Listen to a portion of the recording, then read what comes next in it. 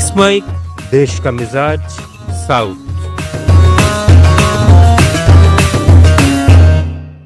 देश का मिजाज, आइए जानते हैं भारत के दक्षिणी राज्यों की आज की खास खबरें।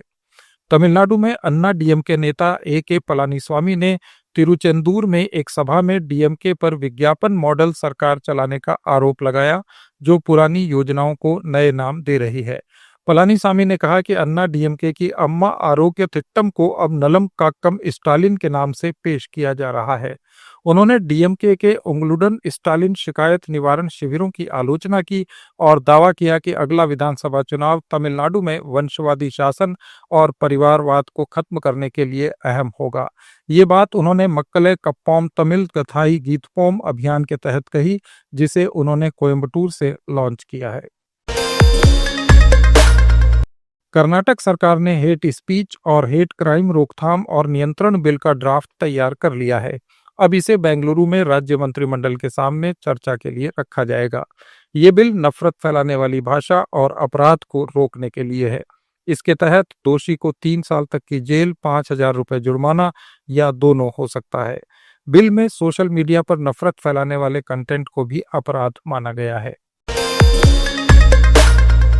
कर्नाटक के बेंगलुरु में पहली बार एक डोनेट किया हुआ लीवर व्हाइटफील्ड के वैदेही अस्पताल से राजराजेश्वरी नगर के स्पर्श अस्पताल तक नम्मा मेट्रो के जरिए पहुंचाया गया।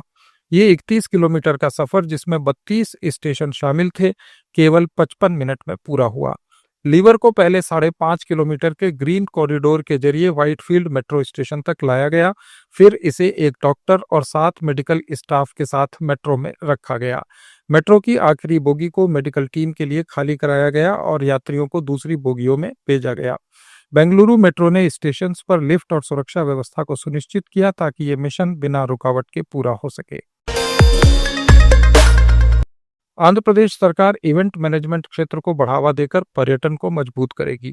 विजयवाड़ा में एक कार्यक्रम में राज्य के पर्यटन मंत्री कंदुला दुर्गेश ने कहा कि राज्य सरकार की नई पर्यटन नीति का लक्ष्य पर्यटन का राज्य के जीडीपी में योगदान 4.6 से बढ़ाकर 8% करना और 2 लाख नई नौकरियां पैदा करना है। सरकार इवेंट प्लानिंग और मैनेजमेंट के लिए नीतियां लागू करेगी, जिसमें बुनियादी ढांचे में निवेश और कौशल विकास पर जोर दिया जाएगा।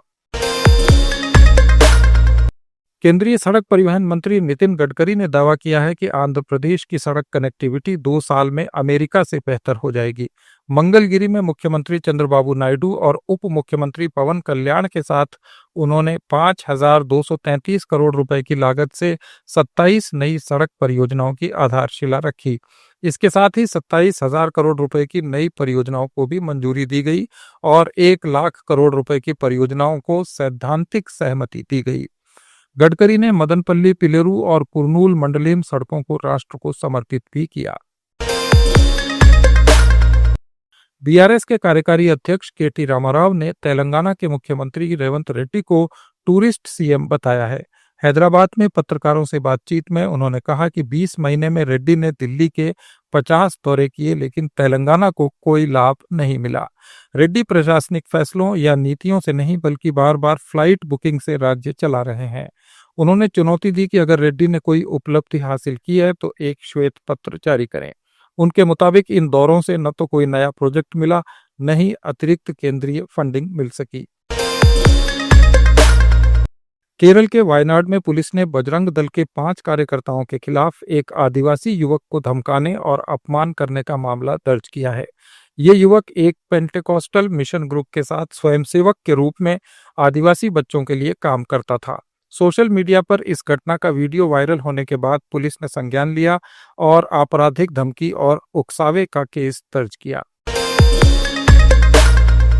मलयालम के प्रसिद्ध साहित्य आलोचक और शिक्षक प्रोफेसर M.K. सानू, जिन्हें प्यार से सानू माश कहा जाता था, केरल के कोच्चि में आज नहीं रहे। वे 97 साल के थे। उनकी अंतिम यात्रा में केरल हाईकोर्ट के जज देवन रामचंद्रन, विभिन्न राजनीतिक दलों के नेता और आम लोग शामिल हुए। सानू माशू ने 40 से ज्यादा किताबें लिखी और साहित्य अकादमी और एजुथचन पुरस्कारम जैसे सम्मान प्राप्त किए। ये थे भारत के दक्षिणी राज्यों के आज के प्रमुख समाचार। अपडेट्स के लिए जुड़े रहिए लेट्स माइक के साथ।